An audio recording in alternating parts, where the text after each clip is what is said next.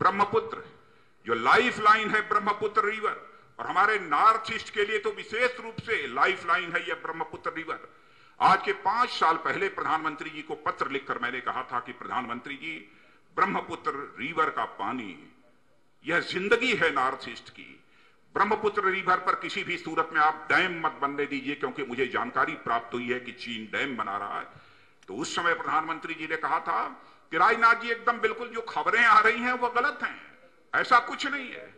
अब जाकर इस सरकार ने यह स्वीकार कर लिया है कि नहीं, कुछ डैम ब्रह्मपुत्र नदी पर चाइना बना चुका है, लेकिन उसके कारण भारत को किसी भी प्रकार का कोई खतरा नहीं है।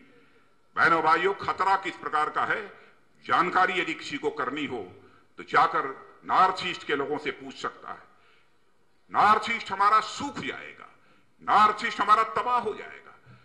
और साथ ही साथ इस सच्चाई को भी हम जानते हैं कि जब कभी भी कोई नदी 2 अथवा 3 देशों से होकर बहती है, तो किसी भी प्रकार के डैम का यदि कंस्ट्रक्शन यदि कराना होता है, तो तीनों देशों में अथवा 2 देशों के बीच यदि वह रिवर यदि बहती है, तो 2 देशों के बीच आपसी सहमत के बाद ही वह किसी प्रकार का कोई कंस्ट्रक्शन डैम का अथवा अन्य कोई कंस्ट्रक्शन करा सकता है।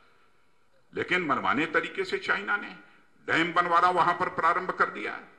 हमारा कहना है कि भारत सरकार को अपने डिप्लोमेटिक स्किल का परिचय देते हुए, अपनी कूटनीतिक कुशलता का परिचय देते हुए चाइना को भी राजी करना चाहिए। बांग्लादेश तो राजी हो जाएगा, चाइना, बांग्लादेश और भारत के बीच एक ट्रीपार्टाइट इंटरनेशनल वाटर ट्रीटी हो, यह कोशिश भारत के द्वारा की जानी चाहिए।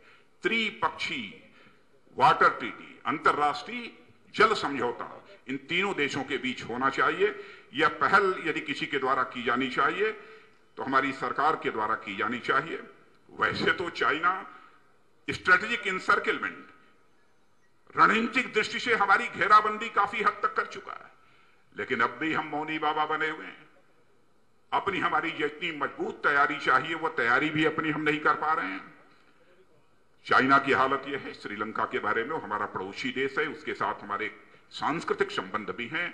इस संबंध को और भी हम गहरा करना चाहते हैं, और भी रिश्ते को बेहतर हम करना चाहते हैं। लेकिन मैं यह मानता हूं कि यदि आज रिश्ते बेहतर नहीं है तो हमारी इस गवर्नमेंट का डिप्लोमेटिक फेल्योर है। इस कारण हमारे रिश्ते गहरे नहीं है।